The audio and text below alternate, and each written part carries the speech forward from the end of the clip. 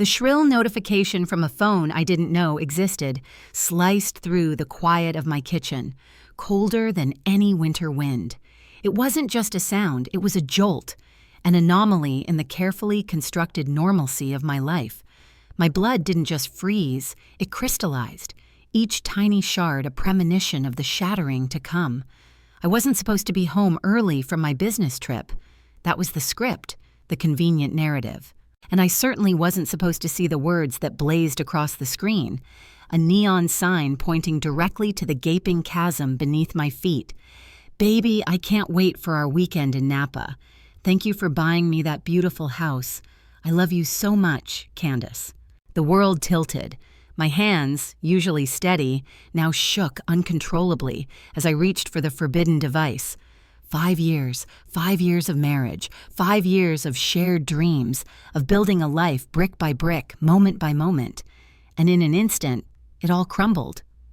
My husband, Trevor, had a secret phone. My husband had bought another woman a house. My husband was meticulously planning romantic getaways with an ex-girlfriend, an echo from his past, while I worked 60-hour weeks, pouring my energy, my ambition, my very soul into supporting our life together. The phone, a Pandora's box inadvertently left open, was unlocked. My fingers, possessed by a morbid curiosity, began to scroll. The messages unspooled like a reel of a horror film, each one a fresh wound. Months, years of stolen moments, whispered intimacies, and bold declarations of a love I thought was mine. Missing you already. Can't wait to hold you. The bed feels empty without you. And then the visual evidence. Pictures of them, laughing, eyes locked, at restaurants Trevor had sworn were for business dinners. Restaurants where I had envisioned him, diligently working, unaware he was weaving a tapestry of lies. And then the house. A beautiful home, the kind you see in magazines, with gleaming hardwood floors and a kitchen that screamed comfort and elegance. A house I had never seen, never visited, never even suspected existed.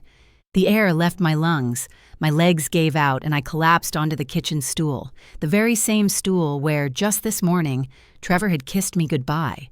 "Love you, baby," he'd murmured, his eyes full of feigned affection, promising to miss me during my 2-day conference in Chicago. The same stool where, just last month, he'd canceled our anniversary dinner, spinning a tale about his sick mother needing an urgent hospital run. I had been so understanding, so supportive, so devastatingly stupid. The scrolling continued, each message a splinter in my heart. Photos of Candace wearing jewelry I didn't recognize, pieces that clearly cost more than Trevor had ever spent on me. Messages detailing their future together, a future they were building slowly, so they could do it right this time. The words twisted the knife, references to me as just a phase, a situation Trevor would handle soon. A situation, not a wife, not a partner, not the woman he had vowed to love and honor. Just a problem to be neatly disposed of. My own phone buzzed, a stark, unwelcome counterpoint to the deception in my hands. A text from Trevor. "Hey baby, stuck in a meeting. Might be late tonight, don't wait up. Love you." A laugh bubbled up, bitter and broken, morphing into a raw sob. Even now, he was lying. I looked back at his secret life. His last message to Candace, sent 10 minutes ago, gloated, "Just told Zara I'll be late. Can't wait to see you." "Should I bring dinner?" Her immediate reply, "Yes, and bring that wine from our special place. Tonight's going to be perfect." Their special place. They had a special place. While I was meticulously building a marriage, they were constructing a relationship. While I was diligently planning our future, he was diligently planning mine, without me. While I was falling deeper in love with my husband, he was falling back in love with the woman who predated me. The phone felt heavy, laden with the weight of deceit. I placed it gently back on the counter, as if handling a fragile bomb, and walked robotically to our bedroom. Our bedroom, adorned with wedding photos, honeymoon snapshots, a visual testament to our life together. All lies. Every smile, every kiss, every "I love you," a performance, a meticulously crafted charade, while his heart, his real intentions, lay somewhere else, with someone else. In our closet, nestled amongst forgotten relics, was the box, the repository of important documents, birth certificates, social security cards, insurance policies, our financial history. I needed to see our bank statements. I needed to know the depth, the true expanse of this betrayal. What I found made me physically ill, a cold wave of nausea washing over me. Transfers I had never authorized. Withdrawals from our joint savings account, an account I had been building, penny by hard-earned penny, for years. Money funneled to something innocuous sounding, Candace Home Investments, LLC. Thousands, tens of thousands, dollars I had earned, sweat and toil, meticulously saved. Money I had entrusted him to manage because he, the self-proclaimed financial wizard, insisted he was better with finances. He hadn't managed. He had stolen. Stolen from me to buy his mistress a house. A quick search online, and the property record solidified the nightmare. 4523 Maple Street. A picturesque 3-bedroom white picket fence, rose bushes blooming in the front yard. The house I had dreamed of buying for us. The house he had bought for her. The deed listed Trevor Wilson as the sole owner, but the mortgage payments, the lifeblood of this betrayal, were flowing from our joint account. The most sickening detail wasn't even the money. It was the date. He had bought it 3 months after our wedding. 3 months. While I was still basking in the glow of our honeymoon, still naively calling him my new husband, still giggling about our shared future, he was actively house hunting with another woman. The printer whirred, spitting out bank statements, property records, mortgage documents, screenshots of their intimate messages. My hands moved with an eerie autonomy, while my mind, unable to keep pace, struggled to comprehend the sheer scale of his perfidy. This wasn't a mistake, not a moment of weakness. This was systematic, planned, deliberate, a coldly calculated campaign of deception. Trevor returned home at midnight, his arrival marked by the telltale scent of wine and perfume, Candace's perfume, a scent I now recognized, a ghost from countless past evenings when I dismissed it as a colleague's heavy fragrance. "How was your day, baby?" he asked, pressing a kiss to my forehead as if he had every right to such tenderness. "Good," I managed, the word a tightrope walk over an abyss of rage. "How was your meeting?" "Long and boring, but we got everything sorted out." He smiled, a mask of such convincing sincerity that for a fleeting moment I almost believed him, almost forgot about the secret phone upstairs, the damning bank statements hidden in my purse, the irrefutable evidence of his meticulously crafted double life spread across our dining room table. But I didn't forget. I would never forget. As he drifted into sleep beside me, likely dreaming of Napa weekends and stolen kisses, I lay awake. My mind, usually a whirlwind of worries, found a chilling clarity. I wasn't going to scream or cry or beg him to choose me. I wasn't going to fight for a man who had never truly been mine. My strategy, born from the ashes of betrayal, was simple, devastatingly elegant. I was going to disappear. So completely, so irrevocably, that by the time he grasped the magnitude of what he had lost, it would be far too late to ever get it back. Trevor had made his choice, every single day, for over 5 years. Now it was my turn, and my choice would be definitive. The next morning, Trevor departed for work at 7:00 a.m., his usual routine. A kiss goodbye, a perfunctory, "Have a wonderful day." I waited until the distant purr of his car faded completely around the corner before making my own call. Not to clients, but to my employer, feigning sickness. I had research to do. I started with social media. Candace Riley, easy enough to find. Her Instagram was locked down, a fortress of privacy. But Facebook, the digital town square, was wide open. Photos of her at upscale restaurants, a special someone always conveniently cropped out of frame. Photos of her house, no, my house, bought with my money, captioned with sickening saccharine sentiments. "Blessed to have this beautiful space. Dreams do come true when you have the right person supporting you." The comments, a chorus of naive congratulations, twisted my stomach into knots. Her friends celebrating her new place, asking to meet her mystery man. Her sister gushing. So happy you found someone who treats you like the queen you are. Each word, an unwitting accomplice in Trevor's grand deception. I dove deeper, peeling back layers of Trevor's lies. His phone records, accessible through our family plan, revealed a dizzying pattern. Every Tuesday, Thursday, and weekend for the past year, a deluge of calls and texts to Candace. During our anniversary dinner, the one he almost canceled, he had texted her 17 times. On my birthday celebration, he had called her twice, stepping outside each time, fabricating work emergencies. Business trips, family obligations, overtime, late meetings, every flimsy excuse he had ever fed me, now fractured and distorted under the harsh light of truth. I called his office, a rare deviation from my trusting wife persona. Patricia, his assistant, sounded genuinely surprised to hear from me. "Oh, Zara, how nice to hear from you. What can I do?" "Patricia, Trevor mentioned he might be working late this week, and I wanted to plan dinner accordingly." A pause, a beat, an eternity.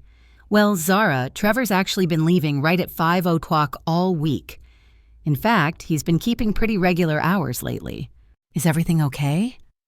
My heart hammered against my ribs, a drum solo of impending doom. "Of course, I must have misunderstood. Thanks, Patricia."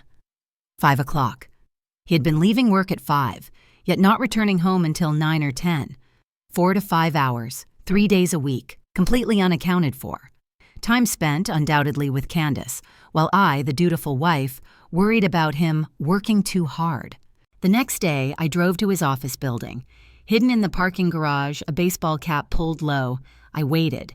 At precisely 5:03 p.m., Trevor emerged from the elevator, but instead of walking toward our car, the car I had bought him for his birthday, he veered towards a sleek silver BMW, a vehicle I didn't recognize. A quick check of online registration records later confirmed my dread. It belonged to Candace Riley. She was waiting in the driver's seat. The kiss they shared, passionate and possessive, made my knuckles whiten on the steering wheel. This wasn't a casual peck. This was the lingering, intimate kiss of two people deeply in love, reuniting after a long, longing day apart. The kiss, I believed, was reserved solely for me. I followed them, maintaining a careful distance, a reluctant character in a cinematic tragedy. They drove to a cozy Italian restaurant downtown, the very place where Trevor had proposed to me 3 years ago. I watched through the window, an invisible specter, as they shared a bottle of wine, their hands clasped across the table. I watched her laugh, a genuine, joyful sound, at something he said. The same laugh, I now realized, he probably came home and recounted, attributing it to a business lunch with clients. They looked happy. They looked like a couple in love. They looked like everything I thought Trevor and I were supposed to be. When they left, I trailed them back to Maple Street, to the house he bought her with my money. I parked across the street, a silent witness to their domestic bliss. I watched him carry her inside, his arm possessively around her waist, her head nestled on his shoulder. I watched the lights flicker on in what was unmistakably their bedroom. I watched the curtains close. I sat in my car for 2 hours, tears streaming, but my mind, surprisingly, was not consumed by pain. The initial heartbreak had transmuted into something far more potent: determination. As Trevor's lies finished breaking my heart, my mind moved past the anguish and into the realm of strategy. I drove home and called my sister Rachel, who lived 3 hours away. "Zara, it's late. Is everything okay?" "No," I said, my voice, to my own surprise, steadier than I felt. "Everything is not okay, but I need you to listen carefully and not ask questions yet. Can you do that?" "Of course. What do you need?" "I need you to know that if anyone asks, I've been at your house this weekend. I need you to be my alibi for something that isn't illegal, but is absolutely necessary." Rachel was quiet for a moment. "This is about Trevor, isn't it?" "Yes, and I promise I'll tell you everything soon, but right now, I need to know you'll support me no matter what." "Always," she said without hesitation. "Whatever you're planning, I trust you. And if Trevor hurt you, then he deserves whatever's coming to him." Her unwavering support was a balm. I spent the rest of the night creating lists, timelines, and spreadsheets. Every lie Trevor had told me, every dollar he had stolen, every weekend he had chosen her over me. I documented it all because I knew that soon I would need evidence. Soon I would need irrefutable proof that the man I married was never really my husband at all. But first, before the evidence, before the legal battles, I needed to remember who I used to be, Zara Thompson. The woman who built a successful career in marketing, who once turned down international job offers, who was strong and independent before she fell in love with a man who was never worth her sacrifice. It was time for that woman to return, and this time she would be unstoppable. Trevor arrived home at 11 p.m. with Chinese takeout, wearing his signature guilty smile. "Thought I'd surprise you with dinner from that place you love," he said, placing the bags on the kitchen counter, the very counter where just 2 days prior I had stumbled upon his secret life. "That's sweet," I replied, forcing a smile, accepting his kiss on the cheek while my stomach churned. "How was work?" "Brutal. Had to stay late to finish the Morrison project, but at least it's done now." Another lie. I had driven past his office at 8 p.m. His car wasn't there. Neither was he. While Trevor showered, I checked his secret phone. New messages from Candace. "Missing you already. Thank you for dinner. Can't wait for our weekend getaway." Weekend getaway. This Saturday, Trevor was supposed to help me plant flowers in our garden. Plans we had made a month ago. Plans he was, undoubtedly, going to cancel with another convenient, plausible excuse. But instead of confronting him, I opened my laptop and did something I hadn't done in 3 years. I logged into my LinkedIn profile and updated my status to open to opportunities. Within an hour, my inbox was flooded. Recruiters from companies I had forgotten had tried to hire me. Job opportunities in New York, Seattle, Los Angeles. And one that made my heart skip a beat, a senior marketing position with Hartwell and Associates in London, England. London. I had always dreamed of living in London. Before Trevor, I had even applied for jobs there. But when we got engaged, I turned down interviews, convinced we were building a life together. I thought we were a team. I clicked on the London position. Senior Marketing Director, international clients, travel opportunities, a salary nearly double what I was making now, and most importantly, it was 5,000 miles away from Trevor Wilson and his suffocating web of lies. I drafted a careful email to the recruiter. "Dear Miss Harrison, I see you've been trying to reach me about the Senior Marketing Director position in London. While my circumstances have recently changed, I would be very interested in discussing this opportunity. I can be available for a phone interview at your earliest convenience, and I'm prepared to relocate immediately if the position is a good fit. I look forward to hearing from you. Best regards, Zara Thompson." I used my maiden name deliberately. It was time to start remembering who I was before I became half of a lie. The response came within 30 minutes. "Miss Thompson, wonderful to hear from you. We've been hoping you might reconsider our offer. I have availability tomorrow at 2 p.m. London time, 9 a.m. your time, for a preliminary conversation. If that works, I'll send you the video call details. The position is still available, and based on your portfolio, you would be our top candidate. We're prepared to offer a full relocation package, including temporary housing while you settle in. Looking forward to speaking with you.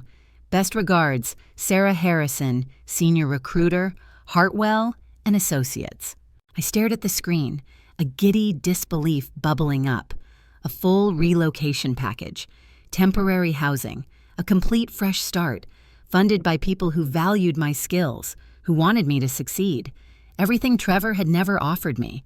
While my husband slept beside me, likely dreaming of his weekend with another woman, I researched everything about London. Neighborhoods, cost of living, cultural nuances. I looked at apartments online, imagining myself sipping tea in a flat with high ceilings and big windows, building a life that was entirely my own. By morning, I had a plan, a multi-stage operation for my own liberation. Step 1, get the job in London. Step 2, secure my finances and assets. Step 3, document everything about Trevor's affair and theft. Step 4, plan my exit strategy. Step 5, disappear completely and start over. Trevor woke up cheerful, kissing my shoulder, detailing his day ahead. More lies about meetings and deadlines, more fabricated stories about why he'd be home late, more fiction about loving me while he spent his evenings with someone else. "I might have to work this weekend," he said casually, buttering his toast. "Big presentation on Monday." There it was, the excuse I had been waiting for. "Oh, that's too bad," I said, keeping my voice light. "I was looking forward to our garden project." "I know, baby. I'm sorry. We can do it next weekend, I promise." Another promise he had no intention of keeping, another lie wrapped in false affection. "Actually," I said, as if the idea had just occurred to me, "maybe I'll visit Rachel this weekend. She's been asking me to come see her new apartment."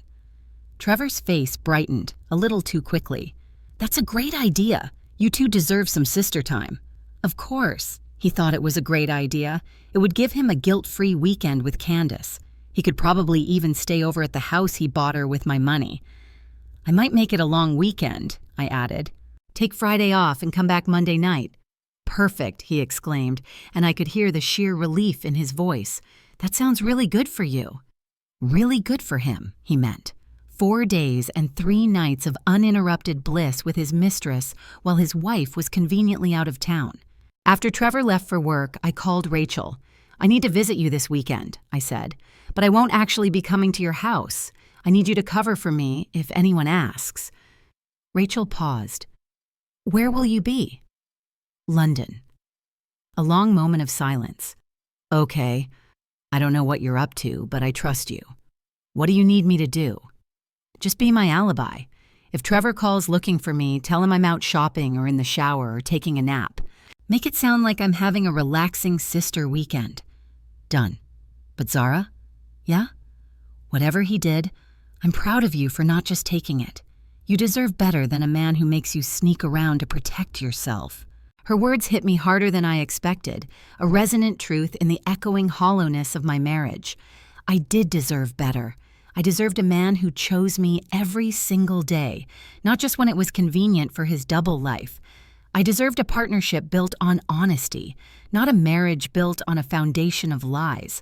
I deserved a love that made me feel cherished, not like a situation to be managed.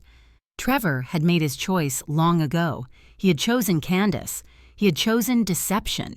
He had chosen to systematically steal from me while pretending to love me.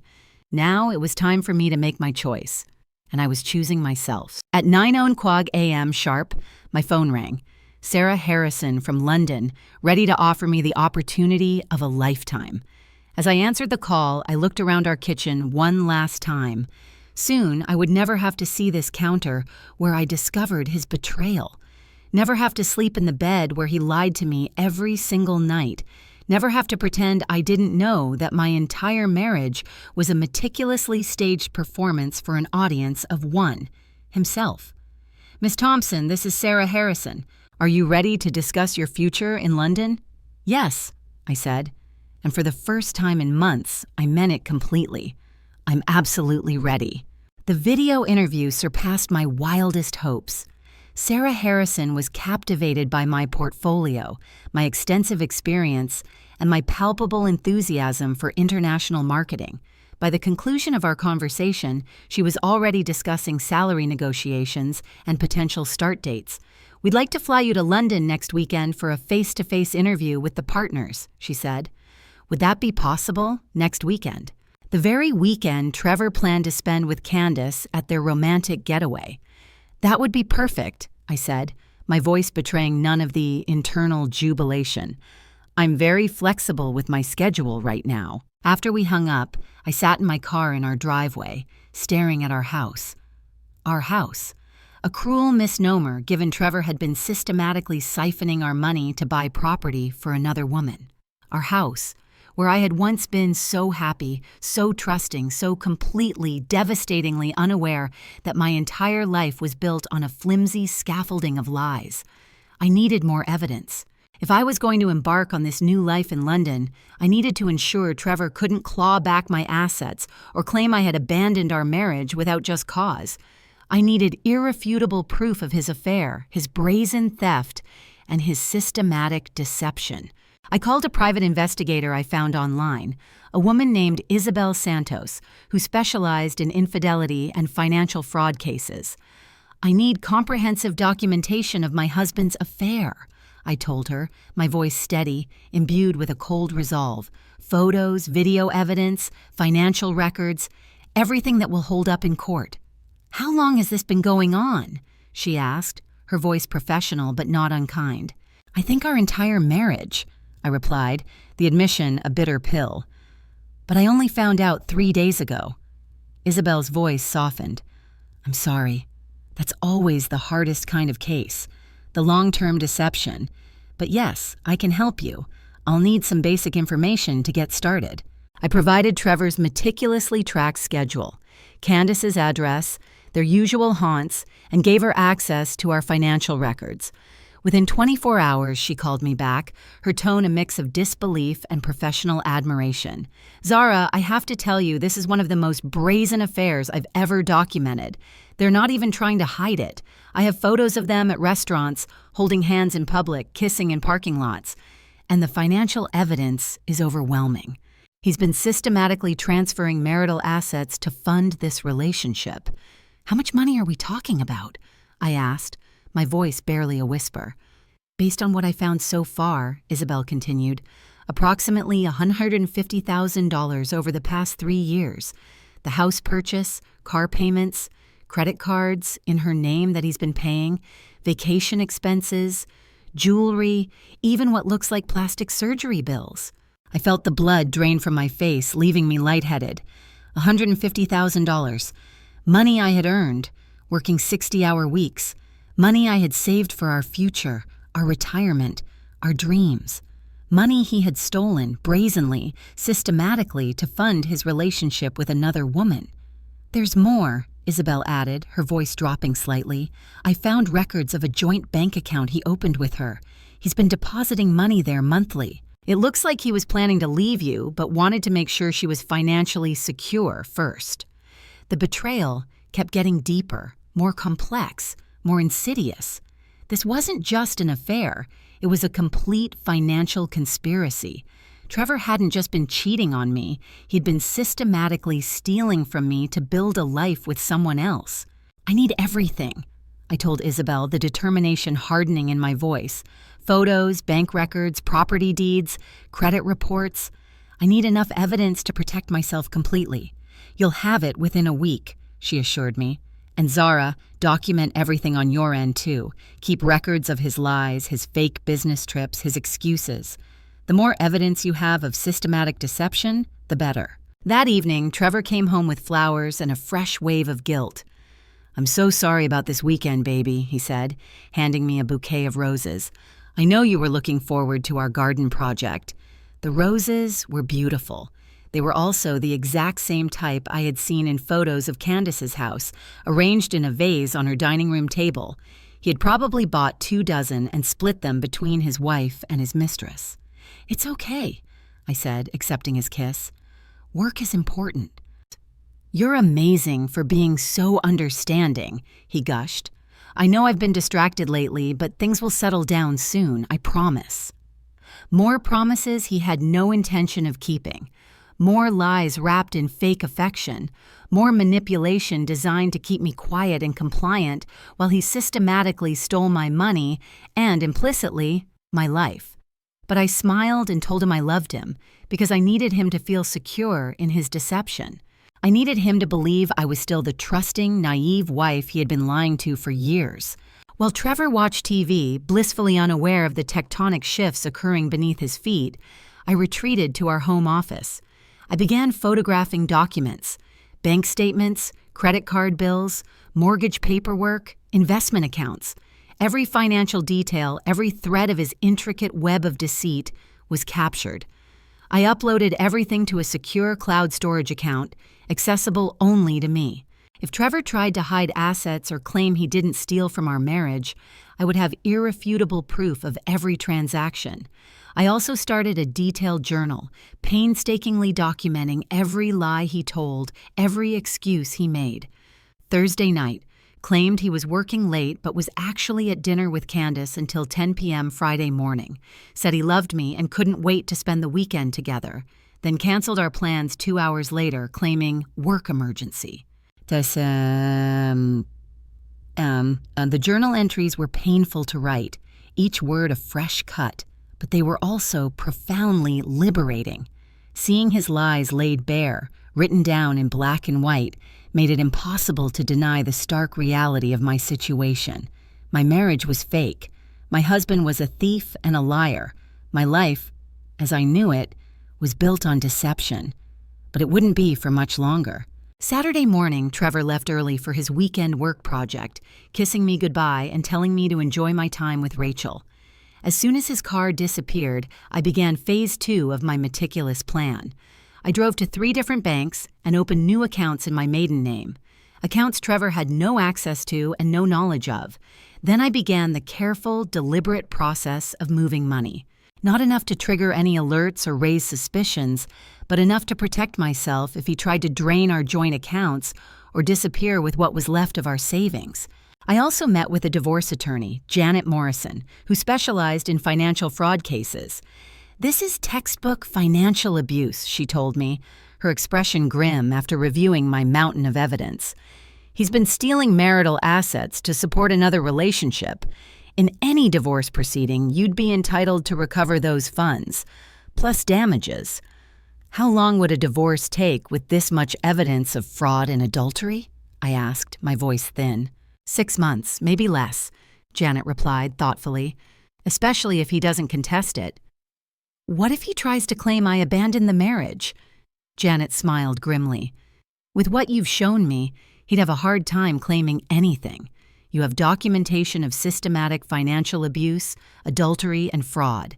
Any judge would see that you were protecting yourself from further harm." 6 months. In 6 short months, I could be legally free from Trevor Wilson and his lies. In 6 months, I could be starting my new life in London, my assets protected, my future secured. But first, I had to get through next weekend. The weekend, Trevor thought I'd be safely tucked away at my sister's house while he enjoyed a romantic getaway with Candace. The weekend, I'd actually be in London, interviewing for the job that would give me everything I needed to disappear from his life forever. As I drove home to prepare for my fake trip to Rachel's house, I felt something I hadn't experienced in years: excitement. A genuine, unadulterated thrill about my future. For the first time since discovering Trevor's secret phone, I was looking forward instead of backward. I was planning instead of crying. I was taking action instead of being acted upon. Trevor had spent years stealing from me, lying to me, and betraying me. But he had also accidentally given me the greatest gift possible, the absolute certainty that leaving him was the right choice. Soon, he would come home to an empty house and divorce papers. Soon, he would realize that the woman he had underestimated and stolen from was far stronger than he had ever imagined. And by then, I would be 5,000 miles away, building the life I should have had all along. I told Trevor I was leaving for Rachel's house at noon on Friday. My flight to London, however, departed at 2 p.m. The 3-hour window gave me ample time to ensure he was safely at work before I headed to the airport. Isabel, the private investigator, had delivered everything I needed: a thick dossier of photos of Trevor and Candace together, comprehensive financial records meticulously detailing the systematic theft of our assets, a damning timeline that proved their relationship had been ongoing throughout our entire marriage. She had even unearthed text messages revealing that Candace knew Trevor was married from the very beginning, even joking about being the other woman and how she was worth the wait, while Trevor figured out how to handle his situation. His situation. That's all I had ever been to him. I packed 1 suitcase with interview clothes and essentials, telling Trevor I was just taking a weekend bag to Rachel's. He barely looked up from his coffee and newspaper. "Have fun with your sister," he said, kissing my cheek absent-mindedly. "I'll miss you." Another lie, easily dispensed. The moment I left, he'd probably call Candace to confirm their weekend plans. Maybe he'd even stay at our house on Maple Street that night, sleeping in the bed he bought with my money. The flight to London was the longest 8 hours of my life, but also, paradoxically, the most hopeful. I watched the sun set over the Atlantic, a molten streak of orange and purple, and imagined it rising over my new life, a future unburdened by deceit. By the time we landed at Heathrow, I felt like a different person. No longer Trevor Wilson's deceived wife, but Zara Thompson, accomplished marketing executive, poised to conquer a new city and a new career.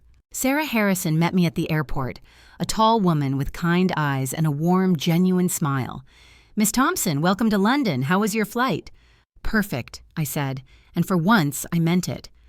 The ride into the city took my breath away. London was everything I had dreamed it would be, historic and modern, bustling and sophisticated, brimming with the exhilarating promise of possibility. We drove past the Thames, Big Ben, the London Eye, and I felt my heart lift in ways it hadn't in years. "We've booked you at a lovely hotel in Covent Garden," Sarah explained. "It's walking distance from our offices, and you'll get a real feel for the neighborhood." The hotel was exquisite, a boutique property with high ceilings, elegant furnishings, and a view of the bustling market below. My room was twice the size of the bedroom I had shared with Trevor, and entirely my own. No lies, no secret phones, no lingering betrayal, just space for me to think, to plan, to dream. Saturday morning, I woke to the gentle kiss of British sunshine streaming through my windows and the distant, cheerful sounds of street performers below. I dressed meticulously in my best suit, navy blue with a silk blouse, the outfit that made me feel powerful, professional, utterly capable. The woman in the mirror looked confident and strong. She looked like someone who deserved infinitely better than Trevor Wilson's lies. The interview was at Hartwell and Associates offices, housed in a beautifully converted Victorian building near Hyde Park. The moment I stepped into their reception area, an undeniable certainty settled over me. I wanted to work here. It was sophisticated yet warm, international yet personal. Everything about it felt right. The interview team comprised 3 partners: James Hartwell himself, an elegant man in his 50s, Rebecca Chin, a sharp, insightful woman about my age who ran their European accounts, and David Singh, their creative director specializing in international campaigns. "Miss Thompson," James said, shaking my hand warmly, "we're delighted you could join us. We've been following your work for some time." The next 3 hours flew by in a blur of stimulating conversation. We delved into marketing strategies, international campaigns, cultural nuances, and innovative advertising approaches. They showcased recent projects, campaigns for luxury brands, tech giants, cultural institutions, work that was creative, challenging, and profoundly meaningful. "What draws you to London specifically?" Rebecca asked, her gaze discerning. I had prepared for this question, rehearsing polished answers, but the truth that emerged was far more honest than any canned response. "I need a fresh start," I said, the words ringing with an unexpected clarity. "I've reached a point in my life where I realize I've been playing small, limiting myself based on other people's expectations. London represents possibility to me, the chance to do work that matters with people who value innovation and growth." David nodded approvingly. "That's exactly the kind of mindset we're looking for. Our industry changes constantly, and we need team members who embrace change rather than fear it." "Change doesn't frighten me," I affirmed. "Staying in situations that no longer serve me does." By the end of the interview, they were already discussing start dates and work visa requirements. "We'd like to offer you the position," James announced, a warm smile gracing his lips. "The salary we discussed, full relocation assistance, and a flexible start date. When would you be available?" My heart hammered a triumphant rhythm. This was it. My escape route handed to me by people who valued my skills, who genuinely wanted me to succeed. "How quickly could I start?" I asked, barely containing my excitement. "With visa processing and everything, probably 6 to 8 weeks, Rebecca estimated. Would that work for you? 6 to 8 weeks. Enough time to finalize my divorce, to meticulously sell what I needed to sell, and to disappear from Trevor's life completely. "That would be perfect," I said, a genuine smile spreading across my face. After the interview, Sarah took me on a tour of potential neighborhoods. We looked at flats in Notting Hill, Kensington, and Shoreditch. Each area possessed its own unique character, its own undeniable charm. We paused for afternoon tea at a charming cafe overlooking Regent's Park, and I could vividly picture myself living this life, walking to work through beautiful, historic streets, exploring museums and theaters on weekends, forging genuine friendships with colleagues who respected me for who I was. "There's one more place I'd like to show you," Sarah said, her eyes twinkling. "It might be perfect for you." The flat was nestled within a converted Georgian townhouse in Bloomsbury, a mere 15-minute walk from the office. High ceilings, original hardwood floors, large windows that flooded the space with glorious natural light. The bedroom was twice the size of the one I had shared with Trevor, boasting built-in bookshelves and a cozy window seat where I could sip my morning coffee and watch London awaken. "It comes furnished if you need it," the landlord explained. "Month-to-month lease until you're ready to buy something more permanent." Perfect. I could arrive in London with just my suitcase and immediately begin my new life. No furniture to argue about with Trevor. No possessions to remind me of our fake marriage. Just a clean slate and endless possibility. That evening, I walked along the Thames as the sun dipped below the horizon, painting the city in hues of orange and rose. My phone buzzed with a text from Trevor. "Hope you're having fun with Rachel. Miss you." I almost laughed aloud. While he was sending his wife fake messages about missing her, he was undoubtedly lying in bed with Candace, planning their future together. While he believed I was safely sequestered at my sister's house, I was standing on London Bridge gazing at the city that would soon be my home. I typed back, "Having a wonderful time. See you Monday." Not a lie, for once. I was having a wonderful time. The most wonderful time I'd had in years. Sunday morning, I immersed myself deeper in the city's embrace. I walked through Hyde Park, visited the Tate Modern, had a hearty lunch in a pub that had been serving patrons for 300 years. London felt like home in a way that my actual home never had. Perhaps because London didn't come with lies and betrayal attached. Perhaps because in London, I could be myself, authentically, instead of the naive wife of a cheating husband. My flight back departed Sunday evening. As the plane lifted off from Heathrow, I looked down at the twinkling lights of London, a silent promise forming on my lips. In 2 months I would be back, not as a visitor but as a resident, not as Trevor Wilson's wife but as Zara Thompson, senior marketing director, living the life I was meant to live. The flight home was bittersweet. I was excited about my future, a vibrant tapestry unfolding before me, but I dreaded the return to the suffocating world of lies and pretense. In less than 12 hours, I'd have to resume playing the role of the trusting wife, while my husband continued to steal from me and meticulously plan his future with another woman. But it wouldn't be for much longer. Soon, Trevor would discover that his situation had evolved beyond his control. Soon, he would learn that the woman he had so carelessly underestimated was far more capable than he had ever imagined.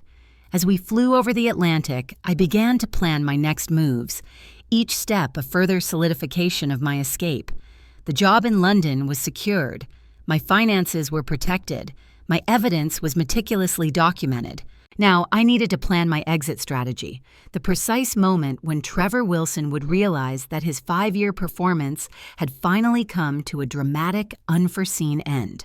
Trevor picked me up from the airport Monday night, clutching a bouquet of wilted flowers and wearing his characteristic guilty smile. The roses were clearly purchased at the last minute from the airport gift shop, a pathetic, half-hearted gesture. Even his fake affection was now devoid of effort. "How was Rachel?" he asked absently as we drove home. "Great. We had a really good talk about life and making changes." "That's nice," he murmured, his mind clearly elsewhere, undoubtedly replaying the highlights of his romantic weekend with Candace. The house felt different when we walked in. Smaller, somehow, less like a home and more like a stage set for a play I no longer wanted to be in. While Trevor showered, I walked through the rooms, trying to decide what I actually cared about keeping. Not much, it turned out.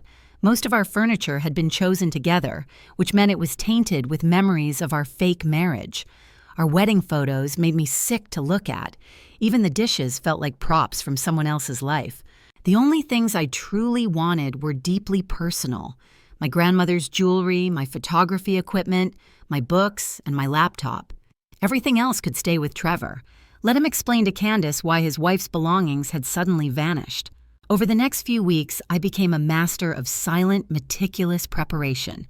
Every day, while Trevor was at work or with Candace, I continued moving money to my private accounts, small, incremental amounts that wouldn't trigger any alerts or arouse suspicion.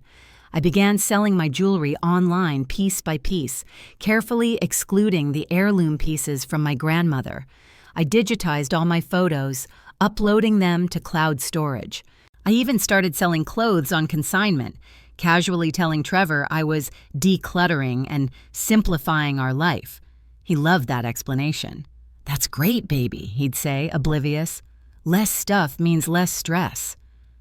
If only he knew that the biggest source of stress in my life was him. Isabel continued to provide regular updates on Trevor's activities. He and Candace had spent my London weekend at a quaint bed and breakfast in Napa Valley, the very same bed and breakfast where Trevor and I had celebrated our first anniversary. They had enjoyed romantic dinner reservations, couples massage appointments, and wine tasting tours. He had used our joint credit card for everything. I have video of them checking in as Mr. and Mrs. "Wilson," Isabel informed me, the audacity a fresh sting. "He's been using your married name for hotel reservations with her." The sheer gall was breathtaking. Not only was he cheating on me, he was literally replacing me, taking another woman on our anniversary trips, using our name, systematically overwriting the fake memories he'd made with me. But each new piece of evidence, instead of crushing me, made me more determined. Trevor thought he was clever, managing two relationships while carefully planning his exit strategy. What he didn't realize was that I was planning my own exit, and unlike his, mine would actually succeed. 3 weeks after my London trip, I received the call I had been waiting for. "Zara, it's Sarah Harrison. Your work visa has been approved. You can start as soon as you're ready." "How soon is soon?" "Next month if you want. We're excited to have you join the team." Next month. 4 short weeks to finalize everything and disappear from Trevor Wilson's life forever. That evening, Trevor came home with takeout and another guilty expression. By now, I recognized the telltale signs. Guilt meant he'd spent extra time with Candace that day, likely making plans for their future together. "How was your day?" I asked, accepting his perfunctory kiss on the cheek. "Good, productive. Hey, I might need to travel for work next weekend. Seattle, big client presentation." Seattle. I almost admired his creativity. He'd already exhausted Chicago, Denver, and Phoenix as fake business trip destinations. At least he was expanding his geographical repertoire. "That's fine," I said. "I might visit Rachel again anyway. We've been talking about making it a monthly tradition." His face brightened immediately, a relieved smile spreading. "That sounds great. You two deserve regular sister time." Regular sister time. What he really meant was regular, guilt-free weekends with his mistress. Well, he was about to get more guilt-free time than he had bargained for. That night, while Trevor slept peacefully beside me, I finalized my divorce paperwork. Janet Morrison, my attorney, had meticulously prepared everything. All I needed to do was serve him the papers and file them with the court. By the time the process was complete, I'd already be settled in London, living my new life. I also wrote a letter, not to Trevor, for he didn't deserve my words, but to myself. A powerful reminder of why I was leaving, what I had discovered, and what I hoped to build in London. I sealed it in an envelope, a promise to read it on my first day at my new job, a tangible reminder of how far I had come. The next morning, Trevor left for work with his usual kiss and, "I love you." I watched him drive away and realized, with a profound sense of clarity, that it would probably be one of the last times. In less than a month, I would never have to watch him leave for fake business meetings again, never have to listen to his elaborate lies about working late, never have to pretend I believed him when he uttered those hollow words, "I love you." I spent that day apartment hunting online. The beautiful flat in Bloomsbury was still available, and I immediately put down a deposit. My London life was rapidly becoming a tangible reality, a confirmed address, a dream job, a future that belonged entirely to me. I also made an appointment to sell my car. I wouldn't need it in London, and the money would provide a welcome boost for my fresh start. Trevor's name wasn't on the title, so he had no claim to it, just like he'd have no claim to my new life once I disappeared from his old one. 2 weeks before my planned departure, I began leaving subtle hints. Nothing obvious, just carefully placed breadcrumbs that would only make sense in retrospect, ensuring he wouldn't be tipped off beforehand. "I've been thinking about what would make me really happy," I told him over dinner one night. "Oh yeah, what's that?" he asked, barely looking up from his phone. "Travel, adventure, maybe living somewhere completely different. Don't you ever think about just starting over somewhere new?" Trevor shook his head immediately, a dismissive gesture. "No way. I like our life here, our house, our routine, our friends. Why would we want to change all that?" Our house that he'd been neglecting while he bought another woman a different house. Our routine that included him lying to me multiple times per week. Our friends who had no idea their friend was a serial cheater and a brazen thief. "Just a thought," I said mildly. "Sometimes I think it would be exciting to be someone completely new in a completely new place." "You're perfect just the way you are," he said, reaching across the table to squeeze my hand. "And perfect right here." More lies. If I was so perfect, why had he been sleeping with someone else for our entire marriage? If here was so perfect, why did he spend half his time at another woman's house? But I smiled and squeezed his hand back because I needed him to believe everything was perfectly normal until the very moment I vanished. 1 week before my departure, I had my final meeting with Isabel. She handed me a thick folder, overflowing with every piece of damning evidence we'd gathered over the past month. "This is enough to protect you in any legal proceeding," she affirmed. "Financial fraud, systematic adultery, theft of marital assets. He can't touch you." "Thank you," I said, my voice thick with emotion. "You've given me back my life." Isabel, ever professional, demurred. "You did that yourself. I just documented what he took from you." That night, I booked my one-way ticket to London, first class, because after years of diligently putting Trevor's needs first, I deserved to travel in comfort. The ticket was strategically scheduled for the same weekend Trevor would be on his fake business trip to Seattle. By the time he returned from his romantic getaway with Candace, I'd be gone. Trevor came home that evening with wine and Chinese food, just like the night I first discovered his secret phone. But this time, instead of feeling devastated, I felt free. This was, in all likelihood, our last dinner together as husband and wife, though he remained blissfully unaware. "To us," he said, raising his wine glass. "To new beginnings," I replied, clinking my glass against his. He had no idea how new my beginning was about to be. Friday morning arrived, gray and drizzly, a fitting reflection of my somber mood. Trevor bustled around the house, packing for his business trip to Seattle, while I feigned preparation for another weekend at Rachel's. "I hate leaving you again," he said, zipping up his suitcase. "But this Morrison account is huge for us." The Morrison account. He'd been using that same fake client for 6 months now. I wondered if he'd genuinely forgotten he'd already deployed that lie, or if he simply thought I was too stupid to notice. "It's okay," I said, calmly folding clothes into my overnight bag. "Rachel and I have been looking forward to this weekend."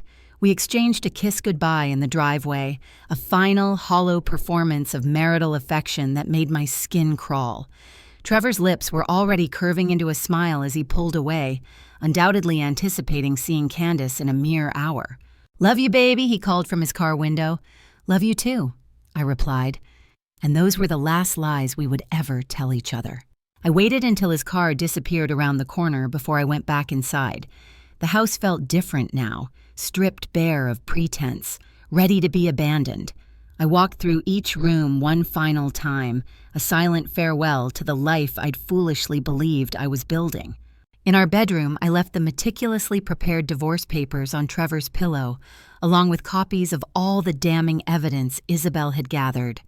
Bank statements meticulously detailing his theft, photos of him with Candace, property records for the house he bought her, a comprehensive timeline of his lies. Everything laid out so he would understand exactly how much I knew and how long I had known it. I also left a note, brief and cutting to the quick. Trevor, I know about Candace. I know about the house. I know about the money you stole. I know about all of it. Don't try to find me. Don't try to contact me. Don't try to explain or apologize. Our marriage was over the moment you chose her. I'm just making it official.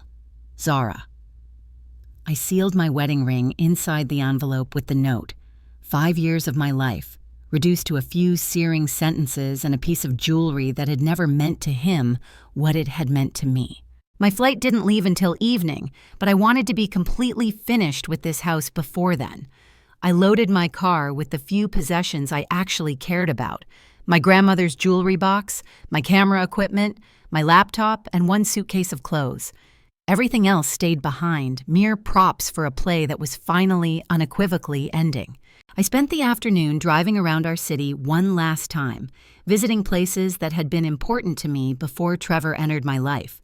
The cozy coffee shop where I used to write in my journal, the charming bookstore where I'd spent countless Saturday mornings browsing new releases, the park where I used to go running before I became too consumed with supporting someone else's fraudulent dreams. All of these places existed before Trevor Wilson, and they would continue to exist long after I left his orbit. The city would go on without our fake marriage. My friends, though perhaps bewildered, would eventually understand why I had to disappear. Life would continue, healthier and infinitely more honest, unburdened by the crushing weight of his deception. At 4:00 p.m., I drove to the airport and checked in for my flight to London. The airline agent smiled warmly as she handed me my boarding pass. "Traveling for business or pleasure, Miss Thompson?" "A new life," I said, and her smile widened, genuine and infectious. "How exciting! London is a wonderful city for new beginnings." I had 3 hours before my flight, so I found a quiet corner in the departure lounge and called Rachel. "How are you feeling?" she asked, her voice filled with concern and anticipation. "Free," I said, a profound sigh escaping my lips. "Scared, but free. That's exactly how you should feel," she affirmed. "You're doing something incredibly brave." "I should have done it years ago," I mused. "You did it when you were ready," Rachel wisely corrected. "That's what matters." While we talked, a text from Trevor buzzed on my phone. "Just arrived in Seattle. Hotel is nice. Missing you already." Seattle. He was probably just arriving at Candace's house, or perhaps they were already checked into some romantic hotel for their weekend getaway. Either way, he was still lying, still pretending, still managing his 2 relationships like some kind of twisted juggling act. I deleted the text without responding. Let him think I was busy with sister time. Let him enjoy his weekend with Candace without any guilt or worry about me. He'd have plenty to worry about when he got home Sunday night. At 6:00 p.m., I boarded my flight to London. As the plane pulled away from the gate, I looked out the window at the city lights beginning to twinkle in the early evening darkness. Somewhere down there, Trevor was probably having dinner with Candace, telling her how much he loved her, perhaps even discussing their future together. Somewhere down there, the house we'd shared was waiting for him to discover that his situation had finally, irrevocably handled itself. But I wasn't thinking about Trevor anymore. As the plane lifted off, climbing steadily toward the clouds, carrying me away from 5 years of suffocating lies, I was thinking about tomorrow. My first morning in London as a resident, not a visitor. My first day of being Zara Thompson again, not Trevor Wilson's deceived wife. The flight attendant offered me champagne and I accepted. Why not celebrate? I was flying first class, en route to start a new job in a city I loved, with enough money saved to support myself and ironclad evidence to protect my assets from a husband who had stolen from me for years. "Special occasion?" the flight attendant asked, her eyes twinkling. "The best kind," I said, raising my glass in a silent toast. "I'm flying toward my real life." 8 hours later, I would land at Heathrow Airport as a free woman. But Trevor wouldn't discover his empty house and divorce papers for another 36 hours. He'd spend Saturday and Sunday immersed in his time with Candace, probably feeling more relaxed and unburdened than he had in months, convinced his wife was safely tucked away at her sister's house. What he didn't know was that his wife was no longer his wife. What he didn't know was that Zara Thompson had taken back her maiden name, her assets, and her entire future.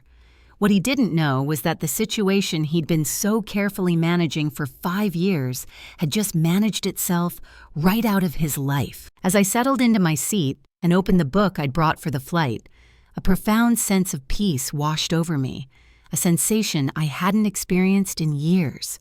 No more wondering where Trevor really was. No more pretending to believe his transparent excuses. No more sharing my bed with a man who was sharing his heart, his life, with someone else. The plane banked left, carrying me gracefully over the Atlantic toward London and the life I was truly meant to live. Below us, the lights of home grew smaller and smaller, fading into pinpricks of light until they disappeared completely, just like I had. I landed at Heathrow Monday morning as London was waking up. The immigration officer smiled when she stamped my new work visa. "Welcome to the UK, Miss Thompson. Here for work?" "Here for a new life," I said, and she chuckled, a warmth in her voice. "Well, you've chosen the right city for it. London loves a fresh start." Sarah Harrison met me at arrivals with a car and driver, a luxury I was still unaccustomed to but was learning to accept. "How does it feel to be back?" she asked as we drove through the morning traffic, the city a symphony of vibrant life. "Like coming home," I said, and realized, with a deep sense of contentment, that it was true. The bustling streets, the captivating mix of historic and modern architecture, the vibrant energy of millions of people starting their week, it all felt right in a way that my old life never had. We drove directly to my new flat in Bloomsbury. The Georgian townhouse looked even more beautiful in person than it had online. Towering windows, exquisite original architectural details, a cheerful red door that looked like something plucked from a storybook. "The landlord left keys with the management company," Sarah informed me. "Take today to settle in and we'll see you tomorrow morning for your first day." My first day at a job where people valued my skills and genuinely wanted me to succeed. In a city where no one knew me as Trevor Wilson's wife, in a life that was entirely my own. The flat was perfect, furnished with elegant pieces that felt sophisticated yet comfortable. Floor-to-ceiling bookshelves lined the living room, inviting me to fill them with stories. A bedroom with large windows overlooked a quiet garden square, a tranquil oasis in the heart of the city. A modern kitchen, complete with a cozy breakfast nook, promised countless mornings of coffee and contemplation. I unpacked my single suitcase, hanging my clothes in the spacious closet. It took all of 15 minutes. Everything I now owned in the world fit neatly into one bedroom. And instead of feeling sad about that, I felt profoundly liberated.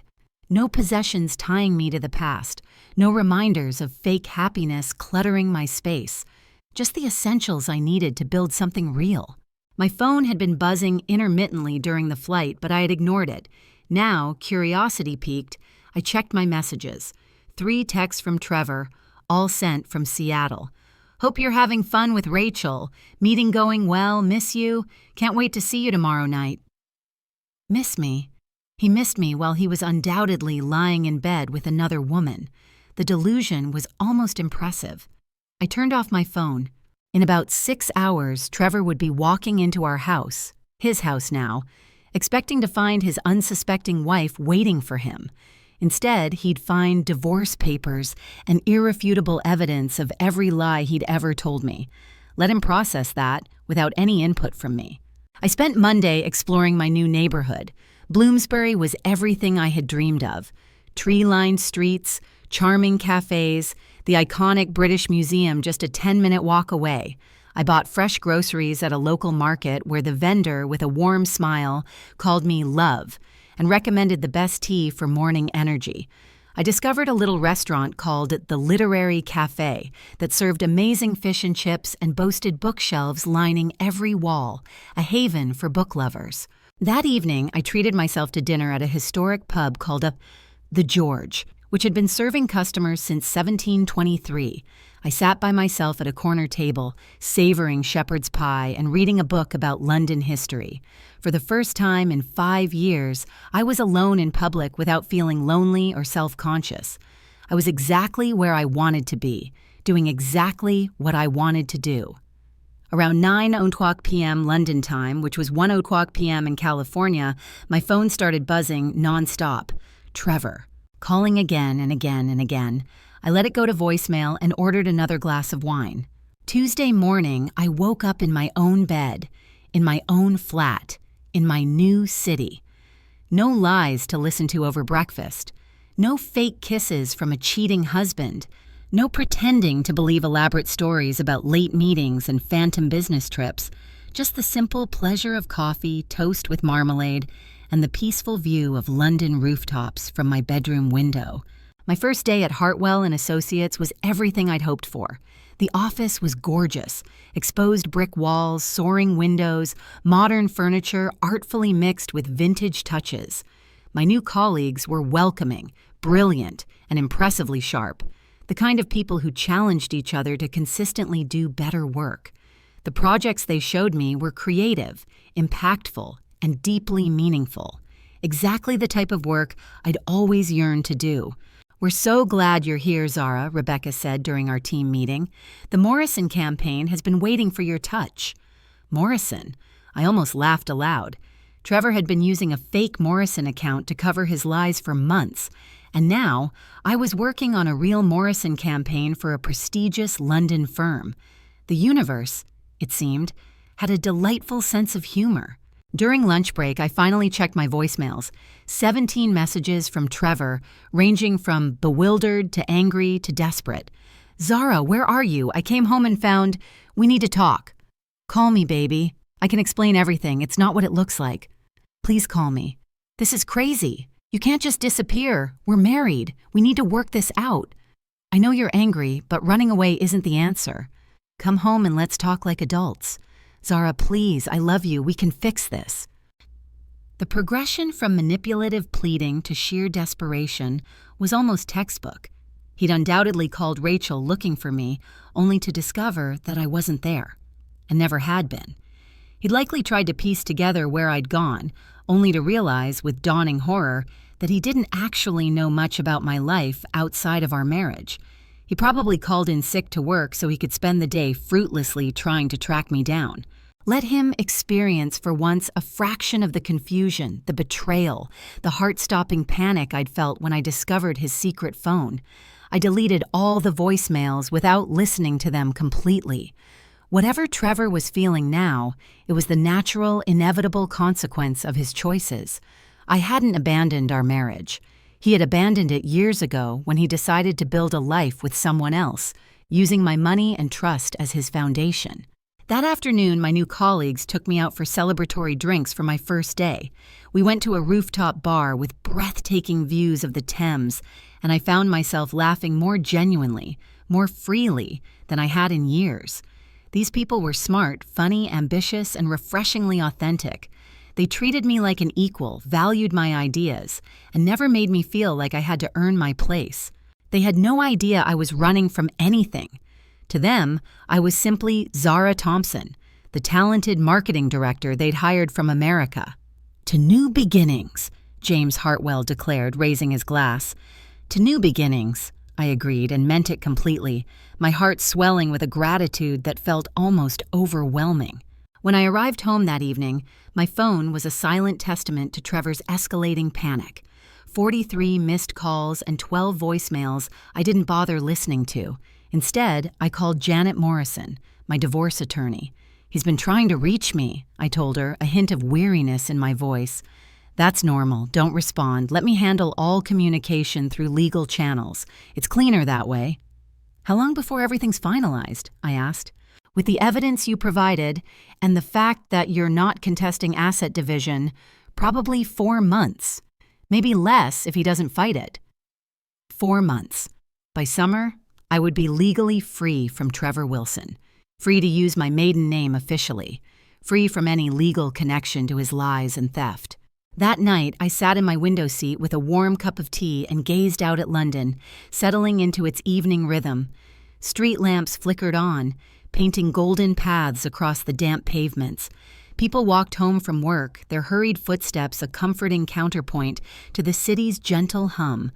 The city transitioned from day to night in the most beautiful, organic way. My phone buzzed one more time. A text from Trevor. "I know you're reading these. Please just tell me where you are." Let me explain. For a fleeting moment, I almost felt a flicker of pity for him. He was probably genuinely confused, perhaps even distraught, about why his wife had simply disappeared instead of confronting him in a dramatic, cathartic scene. He was probably agonizing over how I'd found out about Candace, how long I'd known, why I'd chosen to leave instead of fighting for our marriage. But then I remembered the secret phone, the stolen money, the house he bought another woman with my savings, the 5 years of systematic lying, the emotional manipulation, the wedding ring he placed on my finger while actively planning his future with someone else. The pity evaporated, replaced by a cold, hard resolve. I turned off my phone and made myself a simple dinner in my beautiful, peaceful kitchen.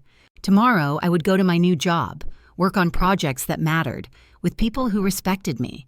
Tomorrow evening, I would explore more of London, perhaps catch a show in the West End. Tomorrow night, I would fall asleep in my own bed, in my own flat, in my new city, with no one lying next to me about where they'd been or who they'd been with.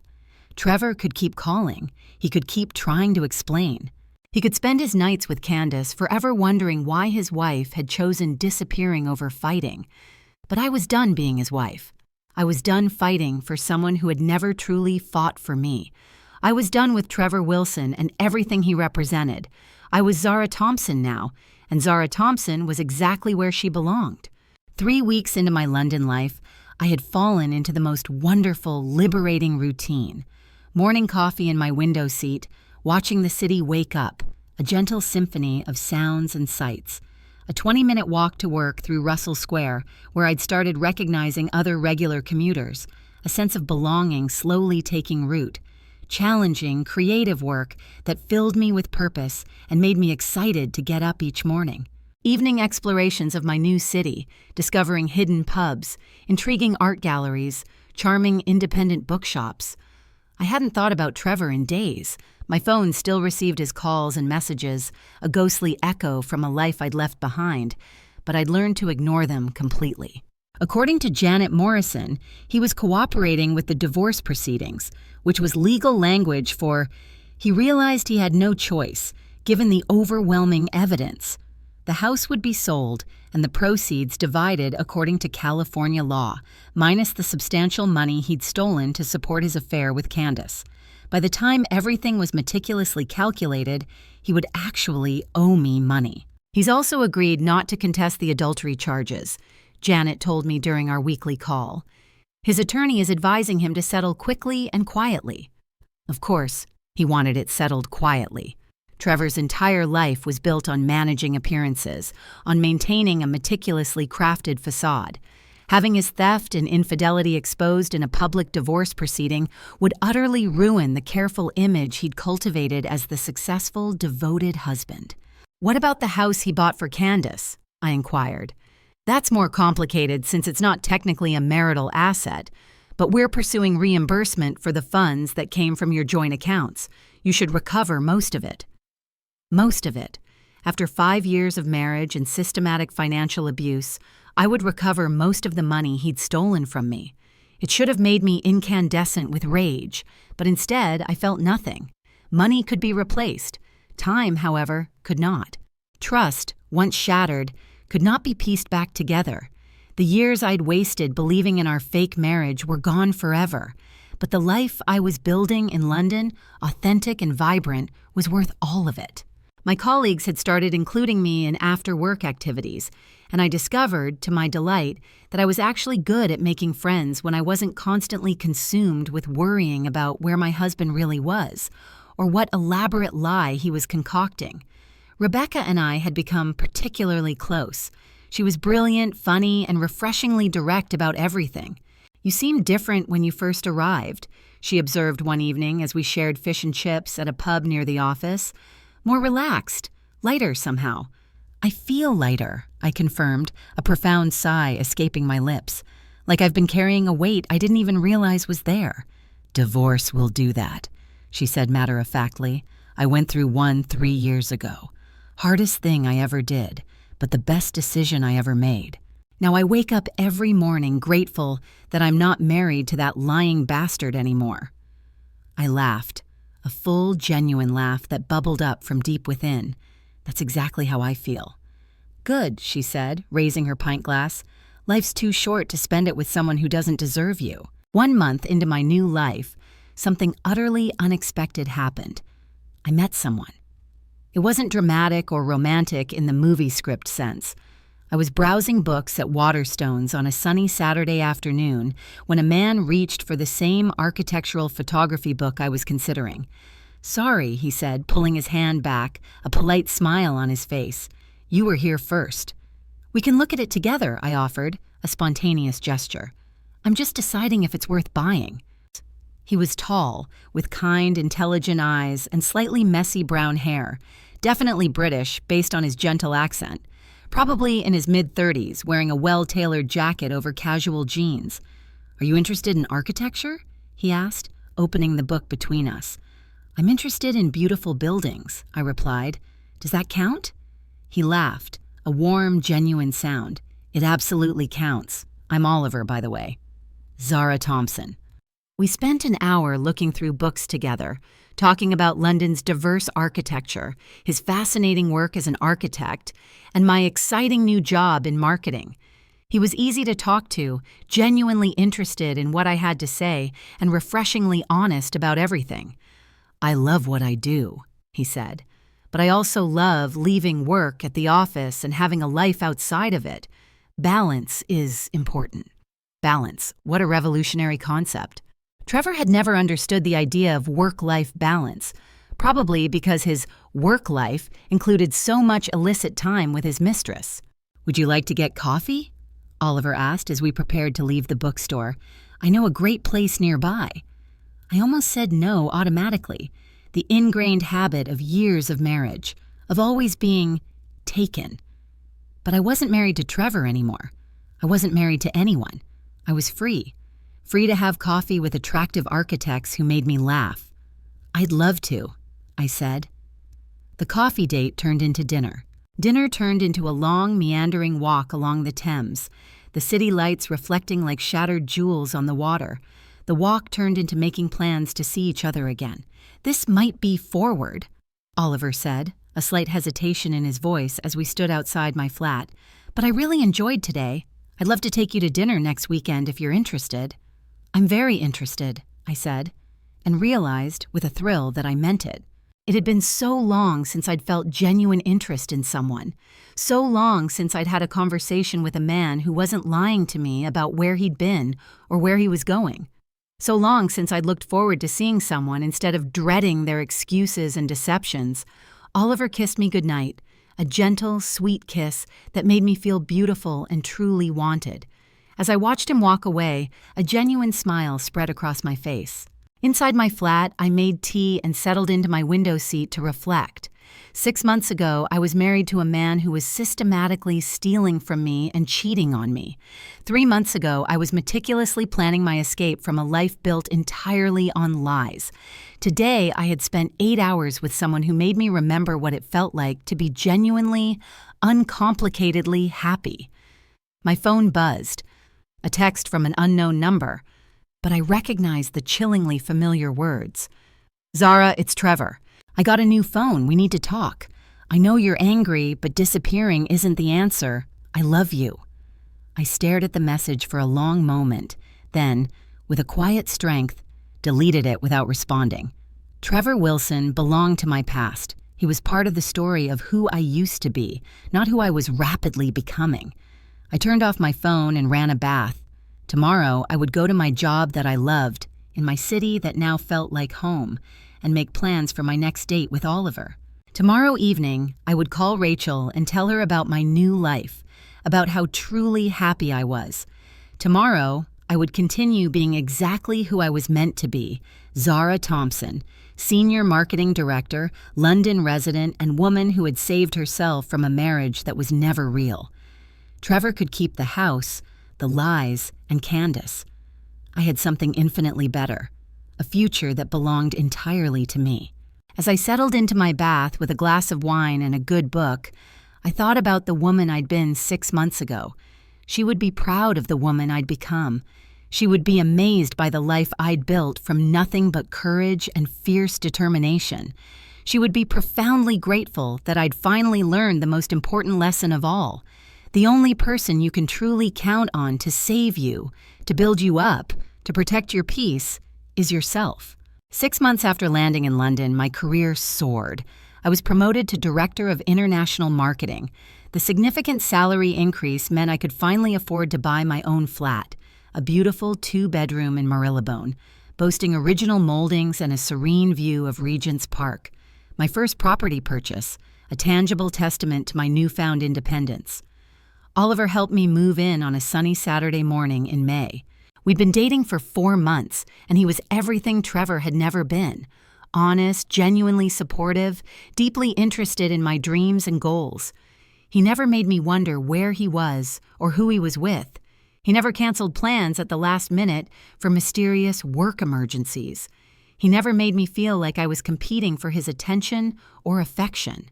"This place is perfect for you," he said, setting down a box of books in what would become my home office. "It feels like you." "What does that mean?" I asked, laughing, a lightness in my heart. "Elegant, confident, full of light," he said, kissing me softly. "Everything good." We spent the day arranging furniture and hanging art. For the first time in years, I was creating a home that reflected only my tastes and preferences. No compromises with someone else's vision. No lingering wonder if the man sharing the space was actually planning to leave it for someone else. That evening, we hosted a housewarming party for my colleagues and new friends. My flat filled with the joyful sounds of laughter, the clinking of good wine glasses, and the kind of easy, authentic conversation I'd forgotten was possible. Rebecca gave a toast that brought happy tears to my eyes.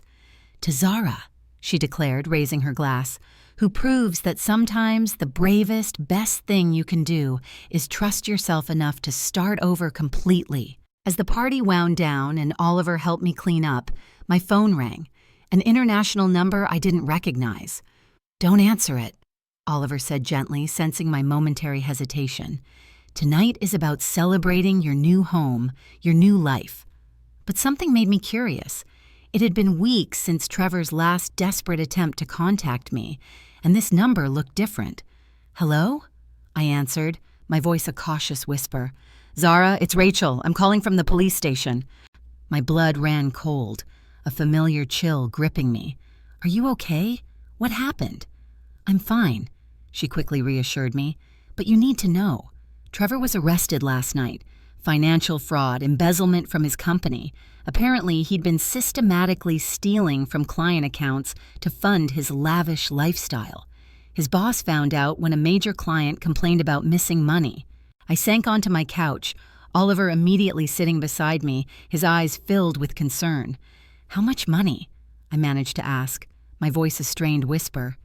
"They're saying close to $500,000 over 3 years, the same pattern he used with your marriage.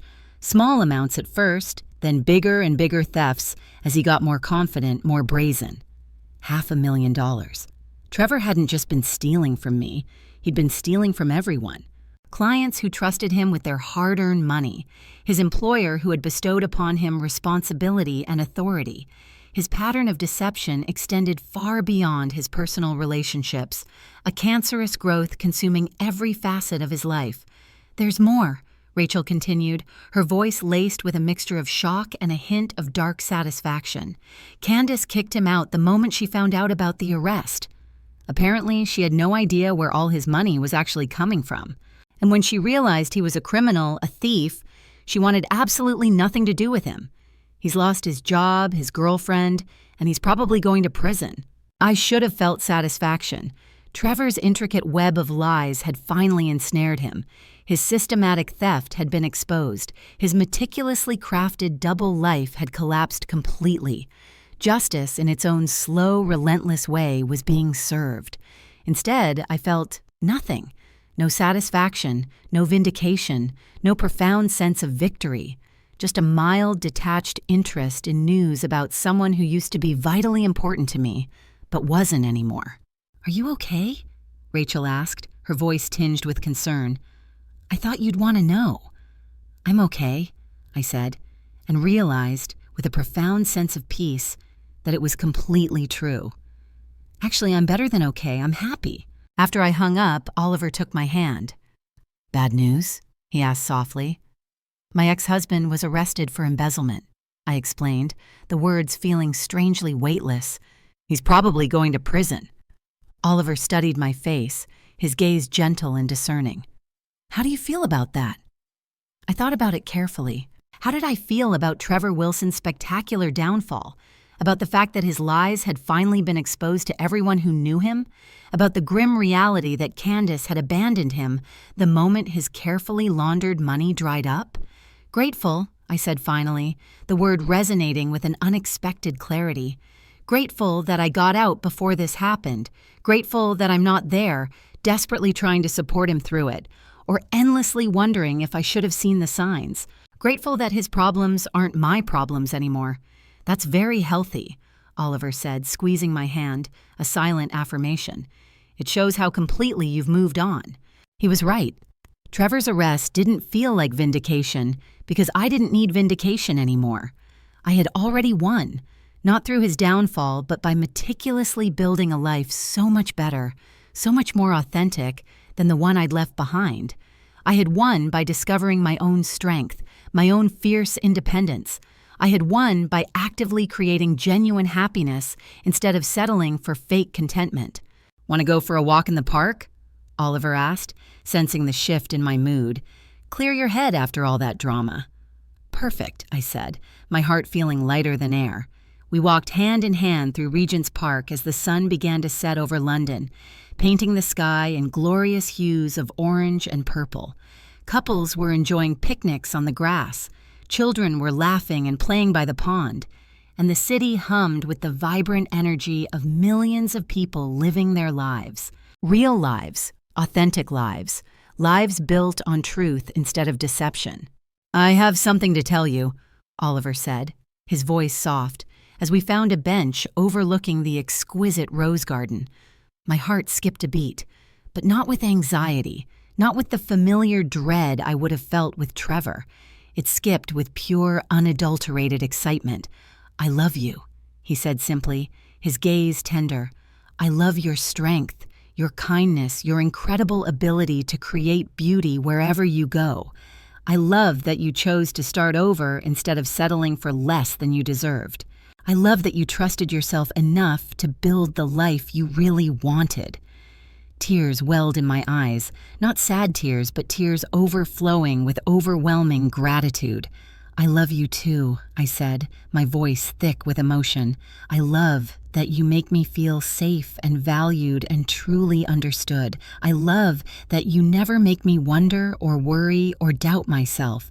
I love that loving you feels easy and natural and simply right.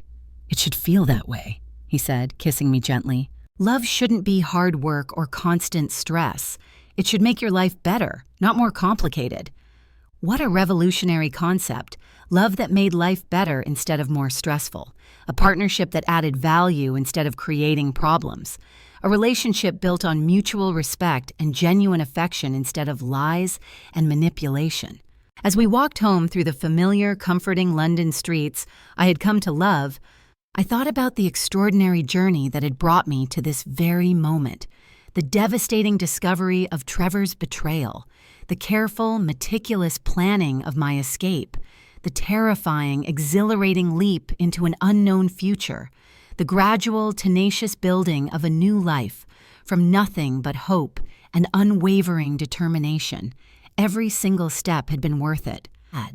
Every moment of uncertainty, every tear shed, had led to this. A career I loved, a city that felt like an undeniable home, friends who valued and celebrated me for who I was, and a man who loved me authentically and completely for exactly who I was. My phone buzzed with a text from an unknown number. Probably Trevor, still trying to reach me from jail with some new, desperate excuse or explanation. Some pathetic plea for understanding or support during his legal troubles. I deleted the message without even bothering to read it. Whatever Trevor Wilson was going through now was entirely a consequence of his own choices, his own actions. I had spent 5 years trying to support and understand him while he systematically lied to me and stole from me. I would not spend another minute of my precious life cleaning up his messes. "Everything okay?" Oliver asked, his arm tightening gently around my waist. "Everything's perfect," I said, turning off my phone completely, allowing its silence to envelop me. Absolutely perfect. Because it was perfect. Not perfect in the fake, Instagram-ready way that my marriage to Trevor had appeared to outsiders, but perfect in the real, genuine, deeply satisfying way that comes from meticulously building a life based on honesty, courage, and unwavering self-respect. I had once yearned for revenge on Trevor Wilson for destroying our marriage. But the best revenge, it turned out, was something he could never touch or take away. My own profound happiness, built entirely by my own hands, in a life that was finally and unequivocally my own. Trevor could have his prison cell, his mounting legal troubles, and his endless regrets. I had London, Oliver, and a future brimming with boundless possibilities.